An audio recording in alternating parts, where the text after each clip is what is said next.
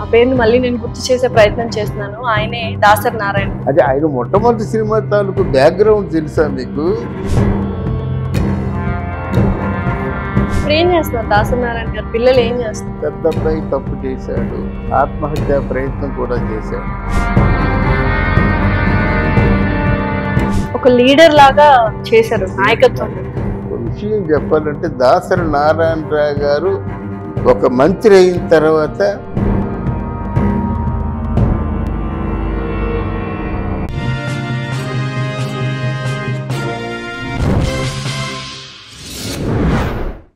Hi, hello, నమస్తే, welcome to our channel. ప్రస్తుతం మనతో పాటు ఉన్నారు పొలిటికల్ అనలిస్ట్ ఇమంది రామారావు గారు. నమస్కారం అండి. నమస్తే. ఎలా ఉన్నారు? బాగున్నానమ్మా. సో ఇవాళ ఏంటంటే చాలా మంది అటు పబ్లిక్ కావచ్చు, సినిమాల్లో ఉన్న వాళ్ళు కావచ్చు, ఆ పేరుని మర్చిపోయారు. ఆ పేరుని మళ్ళీ నేను గుర్తు చేసే ప్రయత్నం చేస్తున్నాను. ఆయనే దాసరి నారాయణ గారు. అసలు ప్రొడ్యూసర్ గా, డైరెక్టర్ గా, యాక్టర్ గా అండ్ ఫిలిం ఇండస్ట్రీకి ఎంతో చేశారు ఆయన. చాలా మంది ఆర్టిస్టులను పైకి తీసుకొచ్చారు. చాలా మందికి ఇప్పుడు ఒక రకంగా లైఫ్ స్టైల్ లీడ్ చేస్తున్నారంటే ఒక రకంగా దాసరి నారాయణ గారు చాలా హెల్ప్ చేశారు. అలాంటి వ్యక్తిని అందరూ మర్చిపోయారు. అలాంటి వ్యక్తి గురించి కనీసం ఒక అవార్డ్ ఫంక్షన్ కావచ్చు, లేకపోతే ఆయనకి ఏదైనా అవార్డు ఇవ్వడం కావచ్చు, ఇలాంటివి ఏం చేయట్లేదు. ఫ్యామిలీ దగ్గర నుంచి ఫిల్మ్ ఇండస్ట్రీ వరకు మర్చిపోయారు. మోహన్ బాబు గారికి ఎంతో ఆప్తుడు దాసరి నారాయణ గారు. ఏమైంది? ఎందుకు ఇలా మర్చిపోవాల్సి వచ్చింది ఆయన? మర్చిపోవాల్సి వచ్చిందంటే చాలా ప్రభావం అనుకోవాలి. అంటే వీళ్ళందరూ వాళ్ళ వల్ల సహాయం పొందిన వాళ్ళు కూడా మర్చిపోయారు, బిడ్డలు కూడా మర్చిపోయారు. అసలు దాసరి నారాయణరావు గారి ఉనికి లేకుండా చేసేసారన్నమాట. ఎందుకంటే ఇప్పుడు సీనియర్ ఎన్టీఆర్ గారు ఉన్నారు, ఆయన శత జయంతి జరుగుతుంది. తర్వాత అట్లీస్ట్ గుర్తు చేసుకుంటున్నాం, ఏఎన్ఆర్ గారిని గుర్తు చేసుకుంటున్నాము, తర్వాత అలా చాలా మందిని గుర్తు చేసుకుంటున్నాము. ఎందుకు దాసరి నారాయణ గారు అనే పేరు అందరికీ సుపరిచితం, ఎంతో చేశారు ఆయన ఫిలిం ఇండస్ట్రీకి. అలాంటి వ్యక్తికి కనీసం తన గుర్తుగా, మెమరీగా ఒక ఈవెంట్ కానీ, అవార్డ్స్ కానీ ఎవరు చేయట్లేదు. ఇక్కడ ప్రధానంగా మనం చూడవలసింది ఏంటంటే మే 4 ఆయన పుట్టినరోజు. ఆయన పుట్టినరోజుని తాత్కాలికంగా డైరెక్టర్స్ డే అని చెప్పారు. ఆ డైరెక్టర్స్ డే అంటే మన ప్రభాస్ గారు డైరెక్టర్ అసోసియేషన్కి భారీ విరాళం కూడా ఇచ్చారు. ఎంతో గ్రాండ్గా జరుగుతుందని జనం కిక్కిరిసిపోతారని లలిత కళా స్టేడియంలో పెట్టారు ఫంక్షన్. ఎవరు రాలేదు. తర్వాత మళ్ళీ ఫంక్షన్ పెట్టారు, ఎవరు రాలేదు. మీరు అడిగినట్టుగా ఈ ప్రశ్న అందరూ మర్చిపోయారా దాసరి నారాయణరావు గారిని?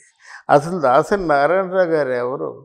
ఒక పల్లెటూరు నుంచి వచ్చినటువంటి సాదా సీదా ఇంటర్మీడియట్ పాస్ అయ్యి బీకామ్ డిస్కంటిన్యూ చేసినటువంటి వ్యక్తి.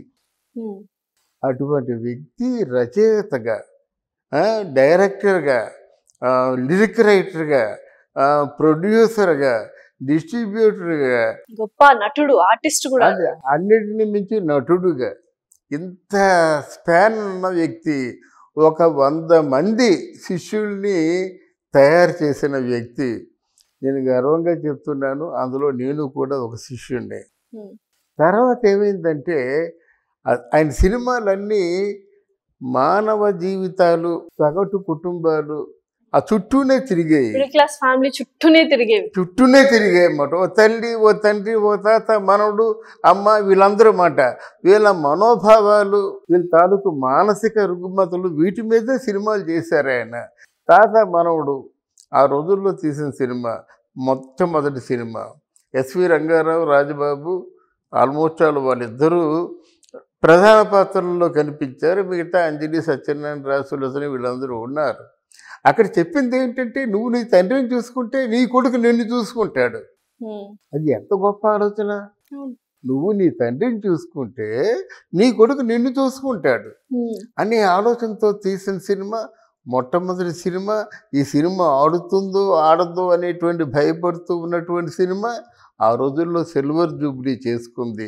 అంటే ఆయన తాలూకు పొటెన్షియాలిటీ గురించి చెప్పడానికి ఆ మాట చెప్పారు. తర్వాత ఆయన దగ్గర శిష్యులు ఒక్కొక్కరు అంటే కులాలతో సంబంధం లేకుండా, కులాలకు అతీతంగా వాళ్ళ దగ్గర శిష్యులుగా చేర్పించుకొని ఒక్కటి మాత్రం నేర్పించారమ్మ. దాసరి నారాయణరావు గారి శిష్యులందరూ కూడా చెడు వ్యసనాలకి బానిస కాకుండా, ఆయనకి అలవాట్లు లేవు, పానయుడు, ఇంకేదైనా పొరపాట్లు చేయడు ఆయన.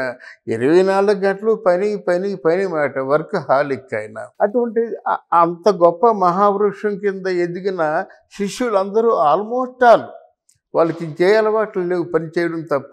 ఇప్పుడు నాకు కూడా ఈరోజు ఈ పని చేయకపోతే నిద్ర పట్టదు. అందువల్ల అటువంటి వ్యక్తి ఇండస్ట్రీలోకి వచ్చి అప్పటికి ఎలా ఉండేది, ఓన్లీ రెడ్డి సామాజిక వర్గం, బ్రాహ్మణులు ఒక పక్క, తర్వాత ఏమో నాయుడులు ఒక పక్క, అలా ఉంటున్నట్టయితే వాళ్ళందరినీ డామినేట్ చేసుకుంటూ డైరెక్ట్గా రావడం ఒక లీడర్ లాగా చేశారు నాయకత్వం. అదే ఆయన మొట్టమొదటి సినిమా తాలూకు బ్యాక్గ్రౌండ్ తెలుసా మీకు? అసలు యాక్చువల్గా తాత మనవల్లో శోభన్ బాబు చేయవలసింది. ఓకే. ఆ శోభన్ బాబు చేయవలసిందంటే ఒకరోజు సినిమా షూటింగ్కి మొదలుగా ఒకసారి పరిచయం చేశారు దాసరి నారాయణరావు గారిని. అప్పుడు ఇలాగ ఉండేవారు కాదు కదా, పెద్ద జులపాల జుత్తు అంతా ఆయన అప్పుడున్నట్టు ఉన్నారు. అది చూసి రాఘవ ఏంటయ్యా పక్క పిలిచి ఆయన మీద నన్ను ఎక్స్పెరిమెంట్ చేస్తావా? వద్దు నాయన, మన ఫ్రెండ్షిప్ లాగా ఉండి కానీ వచ్చే సినిమా చేస్తా. అది ఆయన తాలూకు ప్రారంభం. అది ఆయన ప్రారంభం.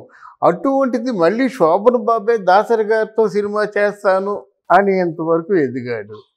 ఇండస్ట్రీలో ఎవరైనా బావా అని పిలుచుకునేవారు ఎవరైనా ఉన్నారంటే దాసరి నారాయణరావు గారు, శోభన్ బాబు గారు. అది ఆయన పెంచుకున్న ప్రేమ అభిమానాలు. అలాంటి వ్యక్తి అలాగ ఒక్కొక్క మెట్టు ఎక్కుతూ అది టర్నింగ్ పాయింట్ 4వ సినిమా 5వ సినిమా. అన్ని సినిమాలు బాగా హిట్ అయినాయి. తాత మనడు, సంసారం సాగరం, తర్వాత ఏంటంటే రాధమ్మ పెళ్ళి, ఇది స్వర్గం నరకం.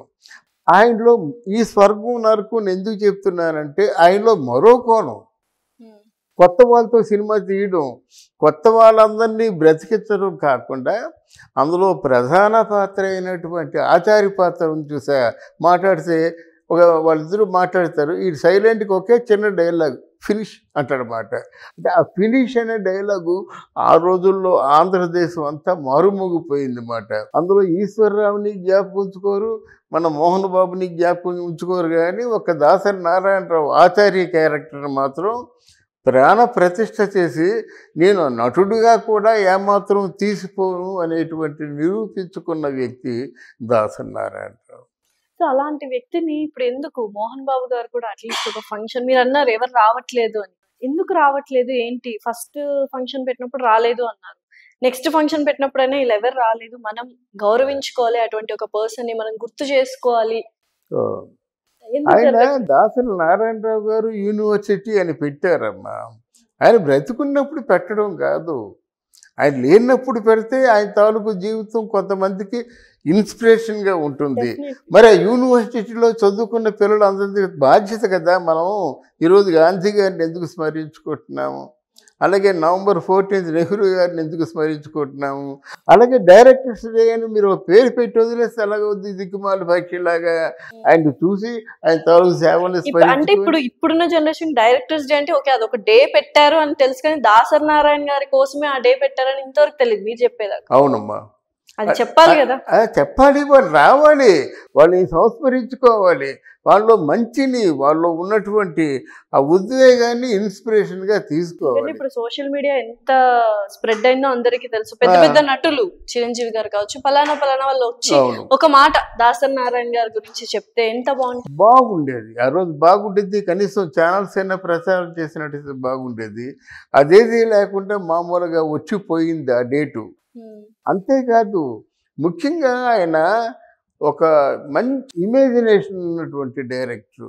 ఆయనతో స్టోరీ సిట్టింగ్లో కూర్చుంటే అలా బెడ్ ఉంటుంది, ఆ బెడ్ మీద ఇలాగ చెయ్యి వాల్చి ఒక కథ చెప్తుంటారు. అది అద్భుతమైన ధారణ. అలాగా ఆ సరస్వతి కటాక్షం ఆయనకి ఏముందో ఆయన చెబుతుంటే మనకు అనిపిస్తుంది ఈ కథ 100 రోజులు గ్యారంటీ అనిపిస్తుంది. నిజమే, ఆయన చెప్పిన కథ 100 రోజులే. తర్వాత కొంతమంది ఉంటారు కదా సహరచయితలు, మరి వాళ్ళ కాంట్రిబ్యూషన్ ఏదో ఉండాలి కదా, వాళ్ళు చిన్న భిన్నం చేసి ఆ కథని కొల్లబెట్టి కొన్ని దానికంటే ఇది బాగుంటుంది సార్, ఇది చాలా బాగుంటుంది సార్, అంతకీ వాళ్ళు నమ్మకపోయినట్టయితే ఇప్పుడు తమిళనాడులో థియేటర్లో సినిమా ఆడుతుంది, అది సూపర్ హిట్, 200 రోజులు ఆడుతుంది, ఆ ఇన్స్పిరేషన్తో చెప్పారనే సరే పడిపోతారు ఆయన. ఎలాగైనా సరే మొత్తం ఆయన ధారణ గొప్పది. అలాగే రెండోది ఏంటంటే అంతవరకు బైండ్ బుక్తో సెట్లోకి వచ్చేవారు ఎవరైనా సరే. ఆ సినిమా డైలాగులు కానీ యాంబియన్స్ కానీ ఇవన్నీ కూడా బైండ్ బుక్తో వచ్చేవాళ్ళు. అటువంటి దాసరి నారాయణరావు గారు వచ్చి ఆ రోజు షెడ్యూల్ వేసుకునేవారు. ఈరోజు కాంబినేషన్ ఏమిటి, ఈరోజు ఎఫెక్ట్ ఏమిటి, నైట్ ఎఫెక్ట్, డే ఎఫెక్ట్, ఈరోజు అవుట్డోరా ఇండోరా, ఇవన్నీ ఉన్నాయి ఇందులో. దాని ప్రకారంగా కో డైరెక్టర్ చెప్తే అప్పటికప్పుడు ఆ నాగేశ్వరరావు గారు చేస్తుందో, ఎన్టీ రామారావు అంబికో ఎన్టీ రామారావు చేస్తుందో వాళ్ళ బట్టి డైలాగులు. ఆ డైలాగులు రాసిన వ్యక్తుల్లో మొదట రాజాచంద్ర అనే ఒక డైరెక్టరు, తర్వాత పూడి రామకృష్ణ ఒక డైరెక్టరు, తర్వాత నేను. అంటే ఆయన చాలా పార్టీ చెప్తుంటాడు అన్నమాట. ఏదో చెప్తుంటాడు, జయసుధ వచ్చింది చూసింది, ఎన్టీ రామారావు గారు అంటే ఆయన రాముడు ముందుకు వచ్చాడు 3 అడుగులు, తర్వాత అంతలో అమ్మ వచ్చింది, అవన్నీ చెప్తుంటాడు. మనం రాసుకోవాలన్నమాట. ఏం చేసాం ఇలాగ చెప్తుంటాడు అన్నమాట. మామూలుగా ఏదో ఎవరితోనో మాట్లాడుతున్నట్టుగా ఉంటుంది. అవన్నీ డైలాగులు అవి రాసేసుకొని అర్జెంటుగా ఫెయిర్ చేసేసి ఆ రామారావు గారు వచ్చి కూర్చుంటారు. అది పెద్ద సర్కస్ అమ్మ అక్కడ. ఆ డైలాగ్ ఇచ్చేసి రామారావు గారు చదవాలి. రామారావు గారి హ్యాండ్ రైటింగ్ బాగుండాలి, నా హ్యాండ్ రైటింగ్ బాగుంటుంది, చదివి వినిపించాలి ఆయనకి. ఎంత టెన్షన్ ఉంటుంది చూడండి. అటువంటి అది వర్కే తప్ప ఈ రామారావు గారు దాసరి నారాయణరావు గారి దగ్గర ఉన్నటువంటి మంచితనం ఏంటంటే, రామారావు గారు షూటింగ్ ఉన్నట్టయితే ఉదయం 9 గంటల షెడ్యూల్ అయితే 8:45కు ఉంటారు ఆయన. అంతే 8:45 ఉండి కుర్చీ మీద కూర్చోరు ఆయన. ఆయన కూర్చోరు, ఎవరిని కూర్చోనివ్వరు, పరిగెడతా ఉంటారు సెట్స్ లో వర్క్స్ అవి. అంతే నారాయణరావు గారు షెడ్యూల్ గో ఫర్ టేక్ అంటాడనమాట. ఇప్పుడు అక్కినేని ఫ్యామిలీ చూసారు. అక్కినేని ఫ్యామిలీ నుంచి వారసత్వం నాగార్జున గారు, అఖిల్, తర్వాత నాగ చైతన్య, నందమూరి తారక రత్నం, దాని తర్వాత చాలా మంది వచ్చారు నందమూరి ఫ్యామిలీ నుంచి. అలాగా చూసుకున్నట్లయితే మనము కృష్ణ గారి ఫ్యామిలీ నుంచి మహేష్ బాబు గారు వచ్చారు. సో బట్ ఎందుకని దాసరి గారి ఫ్యామిలీ నుంచి అంటే దాసరి నారాయణ గారి ఫ్యామిలీ నుంచి అరుణ్ గారు వచ్చి ఒక సినిమా తీసి వెళ్ళిపోయారు, ఎందుకు సస్టైన్ అవ్వలేకపోయారు? మోహన్ బాబు గారు, మంచు విష్ణు గారు, మంచు మనోజ్ గారు, ఇలా చెప్పుకుంటూ వెళ్తే చాలా మంది, వీళ్ళందరికంటే చాలా గొప్ప megastar Chiranjeevi, almost every one వాళ్ళ ఫ్యామిలీలో మెగా హీరోస్ అయిపోయారు. దాసరి నారాయణ గారు వాళ్ళ ఫ్యామిలీ ఎందుకని ఇండస్ట్రీలో నిలదొక్కుకోలేకపోయింది ఆఫ్టర్ దాసరి నారాయణ? అది బాహాటంగా దాసరి నారాయణరావు గారు చెప్పారమ్మా. నేను జీవితంలో చేసిన పొరపాటు ఏదైనా ఉంటే నేను నా ఫ్యామిలీని పట్టించుకోకపోవడం. 20 సంవత్సరాల పాటు ఫ్యామిలీని ఆయన చూడలేదు. ఎక్కడమ్మా రాత్రి 12 గంటల వరకు సిట్టింగ్, మళ్ళీ ఉదయం 3 గంటలకి ఎన్టీ రామారావు లేచిపోతారు, 4 గంటలకి ఏం లేచిపోతారు. ఆ 12 నుంచి 3 గంటల వరకు నిద్ర. అలిసిపోయి ఉన్నవారు ఆ 3 గంటలకి బలవంతంగా నిద్ర లేస్తే స్నానం చేసి మళ్ళీ కూర్చుంటారు. ఈ 4:30కే మర్చెంట్ డైరెక్ట్లు వెళ్ళిపోవాలి. 4 సినిమాలు ఒకేసారి చేసేవాళ్ళు. ఆ సినిమా డైలాగులు ఇదే పని, ఇంకా టైం లేదు ఆయనకి. టైం లేదు కదా సార్. ఎన్టీఆర్ గారికి కావచ్చు, ఏఎన్ఆర్ గారికి కావచ్చు, కృష్ణ గారికి కావచ్చు, అసలు టైం ఎక్కడుంది? కానీ వాళ్ళ పిల్లలు ఎంతో చక్కగా ఇప్పుడు వచ్చి మూవీస్ తీసుకున్నారు, సూపర్ హిట్లు అయ్యాయి అన్ని. అందుకే ఆయన దాసరి నారాయణరావు అయ్యాడు. అందుకే ఆయన 151 సినిమాలు చేశాడు డైరెక్ట్గా. Nobody is there in the world. ప్రపంచంలో ఎవరైనా గొప్పవారంటే గొప్పవాళ్ళు కావాలంటే కొన్ని త్యాగాలు చేయాలి. ఆ త్యాగమే ఆయన చేశాడు అన్నమాట. ఏం చేస్తున్నారు దాసరి నారాయణ గారు పిల్లలు? ఏం చేస్తున్నారు పిల్లలు? పాపం వాళ్ళు అంటే వాళ్ళని చిన్నప్పుడు సరైనటువంటి కంట్రోల్లో పెట్టకపోవడం వల్ల పెద్ద అబ్బాయి తప్పు చేశాడు, బయటికి వెళ్ళిపోయాడు, ఆత్మహత్యా ప్రయత్నం కూడా చేశాడు. సరే ఏదో చిన్న పెద్ద అబ్బాయి ప్రభు, చిన్న అబ్బాయి ఏంటంటే ఆయన కూడా మామూలుగా ఎవరు పట్టించుకున్న లేకపోవడం వల్ల ఒక ఆల్రెడీ బిడ్డతో ఉన్నటువంటి భార్యను తెచ్చుకున్నాడు. ఇది ఏ తండ్రి గుండె తట్టుకుంటుంది చెప్పమ్మా? సహజంగా ఎంత తప్పు కారణం నేనే అని ఒప్పుకుంటాడు దాసరి గారు మాట. ఈరోజు అన్నదమ్ములు ఇద్దరు ఆస్తుల కోసం కొట్టుకుంటున్నారు. ఎవరు వెళ్ళటం లేదు, ఎవరు చెప్పటం లేదు. మోహన్ బాబుకి అన్నీ తెలుసు అన్నారు, ఆ మోహన్ బాబు చెప్పటం లేదు. ఇలాంటి పరిస్థితి ఉందన్నమాట. అంటే అది నెగ్లెక్టెడ్. అసలు తల్లి ఉన్నా బాగుండేది, తల్లి లేదు, తండ్రి లేడు. దాసరి నారాయణరావు గారు లేరు, దాసరి నారాయణరావు గారి భార్య లేదు. అదొక మంచి దేవాలయం లాంటి ఇల్లమ్మా. ఎవరు వచ్చినా అన్నం పెడతారు, ఎవరు వచ్చినా ఏదో అంటే గొడవ పడుతున్నారు ఆస్తుల కోసం అంతేనా? బిజినెస్ బిజినెస్ లేదు. ఒక విషయం చెప్పాలంటే దాసరి నారాయణరావు గారు ఒక మంత్రి అయిన తర్వాత ఆయన ఆస్తులు ఎక్కడున్నాయో కూడా తెలియదు. ఇప్పటికి కూడా ఆయన ఆస్తుల తాలూకు వివరాలు తెలియక ఇబ్బంది పడుతున్నారన్నమాట అందరూను. అలాగే అంటే ఇంత అకాల మరణం వస్తుంది అనుకోలేదు కదా, ఆయన చేసిన పొరపాటు వల్ల వచ్చింది. కానీ ఆయన హాయిగా తిని పని చేసుకుంటేది కాదు. ఆయనకి ఎందుకో ఒళ్ళు తగ్గించుకుందాం అన్నటువంటి ఒక దిక్కుమాలిన ఆలోచన వచ్చింది. దానివల్ల ఆయన కొంచెం ఇలాగ అకాల మరణం సంభవించింది అన్నమాట.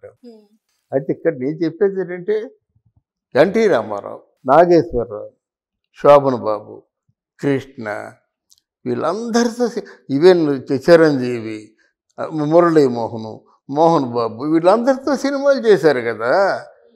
వీళ్ళలో బతుకున్న వాళ్ళలో ఎవరైనా కృష్ణ, శోభన్ బాబు రాలేరు. మిగతా వాళ్ళు ఎన్టీ రామారావు, నాగేశ్వరరావు గారు రాలేరు. మోహన్ బాబు ఉన్నాడు కదా, చిరంజీవి గారు ఉన్నారు, మోహన్ బాబు గారు ఉన్నారు, మురళీ మోహన్ గారు. ఎప్పటికప్పుడు అంటే స్పాంటేనియస్గా ఒక ఫంక్షన్ చేసేయడం, అది ఇది చెప్పేయడం, చెప్పేసి అంటే ఏమిటి వాళ్ళు నోటుకు వచ్చిన మాట చెప్తారు. అది ఇది అంటే ఆయన మించిన వాడు లేడంటారు, ఆయనే దేవుడు అంటారు, అంతా అవుతుంది అన్నమాట. నెక్స్ట్ ఇయర్ ఫంక్షన్కి ఎవరు ఉండరు, ఆ ఫంక్షన్ తలంపే ఉండదు. అది మా మనుషుల్లో మానవత్వం రావాలి, మార్పు రావాలి, ఒక విశ్వాసం, కృతజ్ఞత లేకపోతే అమ్మా. ఒక విషయం చెప్తున్నాను ఒక సీనియర్ జర్నలిస్ట్గా, one should know his beginning. మీరు ఎక్కడి నుంచి బిగిన్ అయ్యారో మీకు తెలియకపోతే ఎంతవరకు వచ్చారో ఆ స్పాన్ని మీరు ఎలాగ మెజర్ చేయగలరు? మీ బిగినింగ్ తెలిస్తే కదా మీరు ఎక్కడున్నారో మెజర్ చేసుకోవడానికి. బిగినింగ్ మర్చిపోతే మీ చరిత్ర లేదు. అందువల్ల వీళ్ళందరికీ ఒకటే చెప్పదలుచుకున్నాను, ఎవరికైనా మనం ఎక్కడి నుంచి బిగిన్ అయ్యామో తెలిసినట్టయితే మనం ఎంత దూరం వచ్చామో తెలుస్తుంది అన్నమాట. వీళ్ళందరూ ఏమి లేదు, ఉన్నగాడికి పూర్తిగా సంపాదిద్దాం అనుకోవడం తప్ప ఇందులో ఏముంది చెప్పండి? ఏమీ లేదు. మర్చిపోయావు, నీకేమైనా మెడలేసారా? ఇప్పుడు గుర్తుంచుకున్నావు, నీకేమైనా నష్టమా? హాయిగా నలుగురు కలిసి ఒక చోట కూర్చొని, ఆ దాసరి నారాయణరావు గారి తాను శిష్యులందరూ ఒక చోట కూర్చొని ఆ రోజేదో అన్నప్రసాదాలు వితరణ చేసి అందరూ వాళ్ళ జ్ఞాపకాలు పంచుకొని ఏమో మరో దాసరి నారాయణరావు పుట్టుకు రావచ్చు. అంతే కదా. ఆయన తాలూకు ఆశయాలు కానీ ఆలోచనలు కానీ ఆయన మామూలుగా డైరెక్టర్గా ఉండిపోలేదు. Lyric writer, producer, distributor, financier, what not everything అన్నమాట. అన్ని శాఖల నుంచి అవి చూశాడు. ఆయనకి ఎంత వచ్చిందో అంతా పోగొట్టుకున్నాడు. ఆయన తాలూకు చాలా అంటే ఆయన ఉద్వేగం ఎలాంటిదంటే అవసరమైతే 3 కోట్లు సంతకం పెట్టేస్తారు. అతనికి అటువంటి వ్యక్తికి ఎటువంటి అవార్డ్స్ వచ్చాయి సార్? ఎటువంటి అవార్డ్స్ ఆయన? ఏ అవార్డు రాలేదు. అటువంటి పద్మశ్రీ ఏదో వచ్చినట్టుంది కానీ అది అవార్డు పెద్ద అనుకోవడం తప్ప నాకు తెలియదు. సో చిరంజీవి గారికి మన పద్మవిభూషణ్ అవార్డు వచ్చింది. సో చిరంజీవి గారు అందరికీ తెలుసు, కష్టజీవి, కృషితో పైకొచ్చారు. ఇప్పుడు మెగా ఫ్యామిలీ అనేది ఏర్పడిందంటే, ఇంతమంది హీరోలు వస్తున్నారంటే దానికి కారణం చిరంజీవి గారి. చిరంజీవి గారు కాకుండా మిగతా ఏ హీరోస్ లేరా అటువంటి కృషి చేసిన వాళ్ళు? వాళ్ళకి ఎందుకు అవార్డ్స్ రావట్లేదు అని చాలా మంది అడుగుతున్నారు. కరెక్టే. ఇంతకుముందు ఆంధ్రప్రదేశ్ రాష్ట్రంలో ఒక సినిమా నటుడిని భారతదేశపు ప్రధానమంత్రి భుజాలు చరిచి ఎప్రిషియేట్ చేయలేదు, కుశల ప్రశ్నలు వేయలేదు. ఈరోజు పవన్ కళ్యాణ్ గారి వలన, బాగా ఆలోచించు, పవన్ కళ్యాణ్ గారి వలన చిరంజీవి కూడా ప్రధానమంత్రికి ఆప్తుడయ్యాడు, భుజాలు చరిచాడు. అప్పుడే వచ్చేసింది పద్మవిభూషణ్. అయిందా? ఎప్పుడైతే కావలించుకున్నాడు అంటే ఇప్పుడు పవన్ కళ్యాణ్ గారి వల్ల పద్మవిభూషణ్ వచ్చింది చిరంజీవి గారికి అంటున్నారా మీరు? డెఫినెట్గా అమ్మా. అదేంటండి? అంటే నేను కూడా నిజాలు చెప్పొచ్చు, ఇంకెవడు చెప్తాను? నేను కూడా ఒప్పుకొని, ఆయన కష్టం అది. కష్టమైతే ఆయనకంటే కష్టపడే వాళ్ళు చాలా మంది ఉన్నారు. ఇక్కడ ఏంటంటే దగ్గరతనం. ఇప్పుడు నీకు నాకు ఎప్పుడైతే మంచి ఆత్మీయత, విశ్వాసాలు బలపడ్డాయో, ఓసారి భోజనం రండి అంటారు మీరు, డాడీ రండి అంటారు మీరు. రండి అంటే నేను మీకున్న బాండింగ్ బట్టి వస్తా. అలాగే ఈరోజు మన మోదీ గారికి ఏంటంటే అతి గొప్ప విశ్వాసపాత్రుడు పవన్ కళ్యాణ్. దానికి రాజకీయ కోణం ఎంత ఉన్నప్పుడు కూడా ఈరోజు పవన్ కళ్యాణ్, చిరంజీవి నిలబడితే పవన్ కళ్యాణ్కి 15 నిమిషాలు అరుపులు వస్తాయి, చిరంజీవి గారికి 5 నిమిషాలు వస్తాయి. అంటే జనం క్రేజేదని చెప్తున్నాను నేను. మీకు అర్థమైందా? జనం క్రేజేది. ఒకప్పుడు శివాజీ గణేషన్ అంటే మా తమిళనాడులో ఉరూతులుగించేవాడు. మరి అదే శివాజీ గణేష్ను రజనీకాంత్ సినిమాలో చేస్తున్నప్పుడు శివాజీ గణేషన్ వస్తుంటే ఎవరు మాట్లాడలేదు. రజనీకాంత్ జస్ట్ జనాలకు కనిపించడం తమిళనాడు అంతా అరుపులు అరిచింది. అది అంటే ఆ టైం అలా వస్తుందన్నమాట. ఆ క్రేజ్ అలా ఉంటుంది. అందువలన నీకు చిరంజీవి గారి పద్మ విభూషణ్ వచ్చిందంటే ఆయనకి ఇప్పుడు రేపు భారతరత్న వచ్చినా ఆశ్చర్యపోనక్కర్లేదు. రాసి పెట్టుకోండి. చిరంజీవి గారికి భారతరత్న వచ్చినా ఆశ్చర్యపోనక్కర్లేదు. అంటే మిగతా వాళ్ళు ఎవరు అర్హులు కాదా? ఇంకా ఉన్నారా అలాంటి వాళ్ళు? ఉంటే ఎవరు? రమాప్రభ 1700 సినిమాలు 6 తరాలని చూసి నేను అక్కడికే వస్తున్నాను. అంటే ఇప్పటి వరకు అందరికి మేల్స్ ఎవరైతే ఉన్నారో మగవాళ్ళకి మాత్రమే అవార్డులు ఇచ్చుకుంటూ వెళ్తున్నారు. అంటే జయసుధ గారు కావచ్చు, జయప్రద గారు కావచ్చు, రమ్యకృష్ణ గారు అసలు ఇంతటి మంచి క్యారెక్టర్స్ చేస్తున్నారు. ఆడవాళ్ళు ఏం తప్పు చేస్తారు? ఆడవాళ్ళకి ఏంటి ఎటువంటి అవార్డ్స్ రావట్లేదు? నేషనల్ అవార్డ్స్ ఇస్తున్నారు అడపదడప, బట్ ఇటువంటి అవార్డ్స్ ఎందుకు రావట్లేదు? అంటే అవార్డులు అనేసరికి వీళ్ళందరూ రీసెర్చ్ చేస్తారమ్మా. రీసెర్చ్ చేసి పలానా వాళ్ళు ఇన్ని సినిమాల్లో యాక్ట్ చేశారు, ఇంత మైలేజ్ ఉంది, ఇంత ఫ్యాన్ మెయిల్ ఉంది. మీరు చెప్పండి. అంటే ఫ్యాన్ బేస్ ఇవన్నీ పక్కన పెట్టేస్తే ఎన్ని సినిమాల్లో ఎంతమంది యాక్ట్ చేశారు? జయప్రద గారు, జయసుధ గారు, మీరంటే ప్రభా గారు, వాళ్ళ రికార్డ్స్ ఎవరైనా కొల్లగొట్టే ఏమంటారు ఎక్స్పెక్టేషన్ అన్నా ఉంది? ఎవరైనా కొల్లగొట్టే ఛాన్స్? అక్కడ చెప్పొద్దు. అక్కడ వీళ్ళ సినిమా ఫీల్డ్ అంటే లీస్ట్ కాన్సన్ట్రేషన్. నా బాధ అదే కదా. సినీ పరిశ్రమ అంటారు, మిగతా పరిశ్రమల మీద కాన్సన్ట్రేషన్ చేసినట్టుగా సినీ పరిశ్రమ మీద ఎందుకు కాన్సన్ట్రేషన్ చేయరు? సినీ వర్గ రాయితీలు, మెడికల్ కార్డు ఉందా? లేకపోతే ఏదైనా మనకేమైనా ఉన్నాయా రాయితీలు? మెడికల్ కార్డు ఉందా? ఎంతో బిజినెస్ మార్కెటింగ్ జరుగుతుంది సినిమా పరిశ్రమలోనే, అది మనం ఒప్పుకోవచ్చు. ఎంతో బిజినెస్ కాదమ్మా, అలా కాదు. ప్రజలకి ఒక విధంగా సేవ చేయడమే కదా వినోదాలు. అమౌంట్ కరెక్టే, వినోదాలు పనిచేస్తున్నా కదా. మీరు సినీ పరిశ్రమ తీసేయండి, ఇంకేదో పెట్టండి, మాకెందుకు? పరిశ్రమ అన్నప్పుడు దానికి ఆ పరిశ్రమలో ఉన్న వాళ్ళ తాలూకు బాగోగులు, సంక్షేమాన్ని చూడవలసిన బాధ్యత మీకుంది. అది నేను ఖచ్చితంగా చెప్తే. మహానటి సావిత్రి గారికే ఇవ్వలేదమ్మా పద్మశ్రీ. మహానటుడు ఎస్వి రంగారావు గారికే ఇవ్వలేదమ్మా పద్మశ్రీ. అందువల్ల ఇవన్నీ ఏంటంటే లాబియింగ్తో నడిచే పనులు ఇవన్నీ. సినిమా పరిశ్రమని చాలా చిన్న చూపు చూస్తున్నారు. ఆ సినిమా పరిశ్రమలో ఎవరైతే సూపర్ డూపర్ స్టారో, ఆ స్టార్ వెనక ఎక్కడైతే ప్రజానీకం కదిలి వస్తుందో ఆ స్టార్నే పట్టించుకుంటున్నారు, కానీ మిగతా స్టార్స్ని పట్టించుకుంటున్నారా? మోదీకి పవన్ కళ్యాణ్ ఇష్టం, అమిత్ షాకేమో తారక్ ఇష్టం. లేకపోతే ఎక్కడైనా హోమ్ మినిస్టర్ వచ్చి తారక్తో టిఫిన్ చేయడం ఉంటుందమ్మా? వాళ్ళు హోమ్ మినిస్టర్ కొంపగారా పెంచుకుంటాడు, కానీ తారక్ గురించి హైదరాబాద్ వచ్చి హోటల్లో భోంచేశారు వాళ్ళు. అవును, దేనికి ఆ ముఖ్య కారణం ఏంటి? కారణం ఏం లేదు, అవసరం ఉంది. ఆయన వెనక మనుషులు ఉన్నారు, ఆయన పబ్లిసిటీ చేసినా క్యాంపెయిన్ చేసినా బాగుంటుంది. అదే అంటే స్వార్థపూరితమైన రాజకీయాల్లో జరుగుతున్నటువంటి పరిణామాలు, కానీ ఇది న్యాయబద్ధమైన పరిణామం కాదు అంటాను నేను. చిరంజీవి అంటే నాకు గౌరవం ఉండొచ్చు, మరి జరుగుతున్న తీరు అలాగుంది.